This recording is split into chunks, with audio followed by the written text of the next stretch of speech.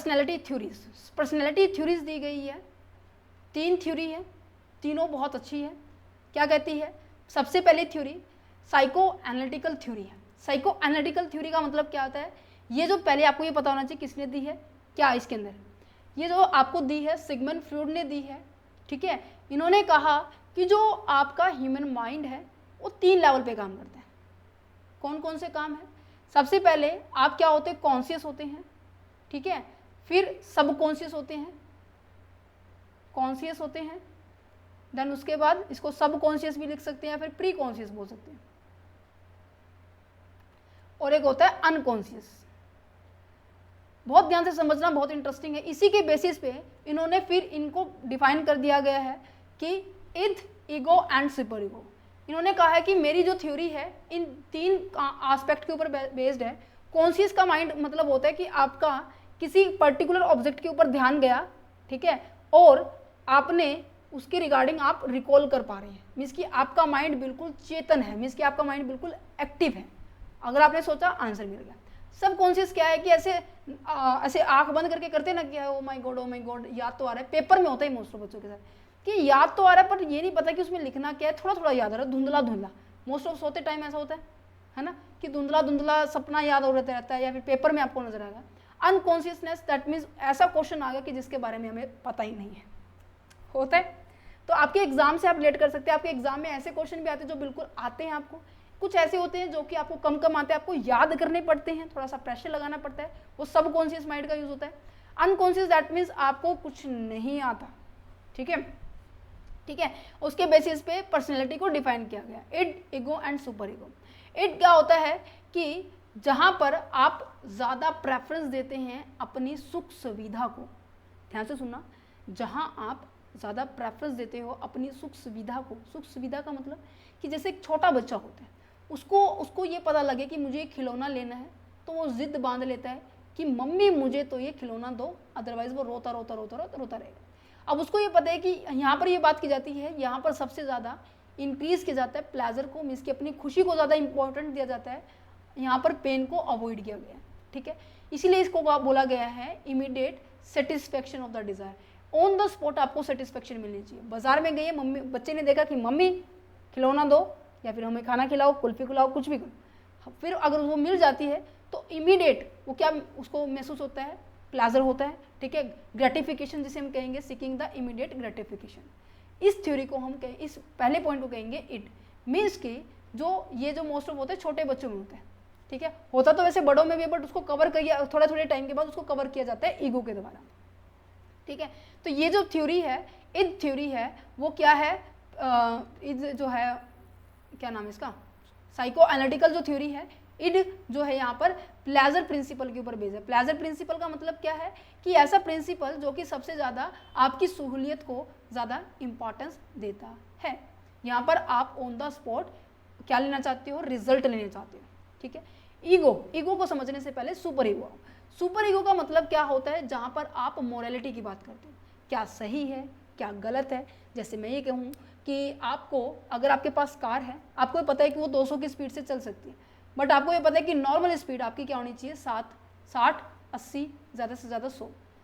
तो इस तरीके के पर्सन ही कहेंगे कि आपको अपने मोरालिटी में रहना चाहिए, ये सही है, अगर आप इससे क्रॉस करते हो, ठीक है, तो गलत होगा। तो सुपर ईगो वाले ये होते हैं जो आपकी मोरालिटी के रिगार्डिंग आप क्या करते हो, अपने आप को दूसरों से अलग करते हो, ठीक है, आपकी पर्सनैलिटी दूसरों से अलग होती है मोरालिटी के बेसिस पे, ठीक है, समझ पा रहे हो। सुपर ईगो जो होती है वो मोरालिटी प्रिंसिपल है, ठीक है। यहाँ पर आप राइट एंड रॉन्ग के रिगार्डिंग आप ज़्यादा इंपॉर्टेंस देते हैं, ठीक है।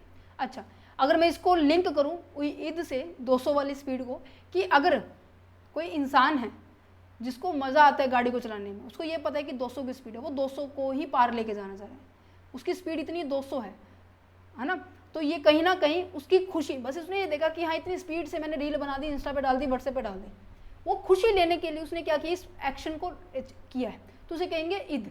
अच्छा, ईगो का मतलब क्या है, इन दोनों के बीच का, ये कह सकते हैं ड्राइवर है, ट्रैफिक है, या फिर मैं कहूँ कि बीच का मीडिएटर है ना। तो मीन्स कि जो आपकी 200 की स्पीड को भी हैंडल करेगा और 80 और 60 100 वाली स्पीड को भी हैंडल। इसने एक उपाय निकाला ईगो वाले पर्सन ने कि यहाँ पर एक सोल्यूशन निकालेगा कि हमें या तो आपको अगर 200 चलानी है तो ऐसा रोड ले जाएंगे जहाँ पर ज़्यादा ट्रैफिक नहीं है, खाली रोड है, ठीक है, सेफ्टी वाला है, आपको पूरा हेलमेट हो गया, जैसे गाड़ी में है तो आपको पूरा बेल्ट लगानी चाहिए, ठीक है, आपको ये मतलब बहुत सारी जो भी सिचुएशंस होती हैं उनको लेकर चलना होगा कि आपको क्या ना हो, आपकी हेल्थ को किसी भी तरह का इफेक्ट ना हो। तो ईगो क्या होती है, जो ऐसे पर्सन होते हैं जो कि कहीं ना कहीं रैशनल भी सोचते हैं। देखो इन्होंने अपना दिमाग का प्रयोग किया, ना तो 80-100 पे गया, ना ज़्यादा 200 पे गया, अपनी सेफ्टी को ज़्यादा इसने इंपॉर्टेंस दिया, ठीक है। यहाँ पर कॉन्शियस माइंड होते हैं, बट यहाँ पर ऊपर वाले में क्या था, क्या कॉन्शियस था, नहीं, अनकॉन्शियस माइंड से आप काम करते हो। सबसे ये दूसरा पॉइंट ये याद रखना, पहला पॉइंट प्लेजर प्रिंसिपल, दूसरा अनकॉन्शियस के ऊपर ये काम करता है, ठीक है, और इमीडिएट उसको प्लेजर चाहिए होता है, रेटिफिकेशन, ठीक है। यहाँ पर क्या है, कॉन्शियस माइंड के साथ काम करता है, रैशनली सोचता है, ठीक है, बीच के मीडिएटर की तरह काम करता है, ठीक है जी, समझ में आ गया। ये रियलिटी प्रिंसिपल मीन्स की जो रियलिटी में एग्जिस्ट है उसके ऊपर बात करते हैं। सुपर ईगो ज़्यादा मोरालिटी पे काम करता है, ठीक है। लिबिडिगो क्या है, एक साइको एनर्जिक है जिसके थ्रू हम क्या करते हैं, अपनी पर्सनैलिटी को डिफाइन करते हैं, ठीक है। इसके अंदर दो तरीके से बात की गई है, लाइफ इंस्टिंक्ट और डेथ इंस्टिंक्ट। लाइफ इंस्टिंक्ट का मतलब क्या है कि ऐसी एनर्जी, ऐसा दी एनर्जी होती है जो कि आपको आगे बढ़ने में इंपॉर्टेंस देती है, और डेथ इंस्टिंक्ट क्या होती है, जो आपको पीछे करने में इंपॉर्टेंस देती है, ठीक है।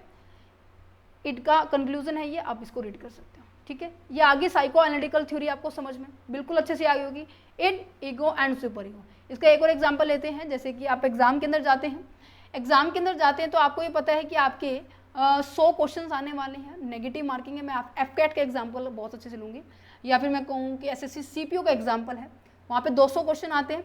200 क्वेश्चन में से क्या है, आपको ये पता है कि आपको केवल 100 क्वेश्चन आते हैं, तो आपने लगा दिया राउंड। ये तो हो गया कि जितना आता है उतना करो, बाकी क्यों कर रहे हैं, ये तो हो गया सुपर ईगो, ठीक है। दूसरा, ईद की अगर बात की जाए कि कर देना यार, वैसे भी आपके नंबर नहीं आने, क्योंकि एक क्वेश्चन 1 नंबर का था, 100 ही हुए, बट लिस्ट तो एक 150 पे रुकेगी, तो आपने क्या, सारे के ऊपर गोला गोला लगा दिया, सारे भर दिए। ये हो गई है ईद, मीन्स कि आपका अनकॉन्शियस माइंड हो गया, आपने सब कुछ एक साथ कर दिया, ठीक है। बीच का रास्ता निकाला ईगो ने।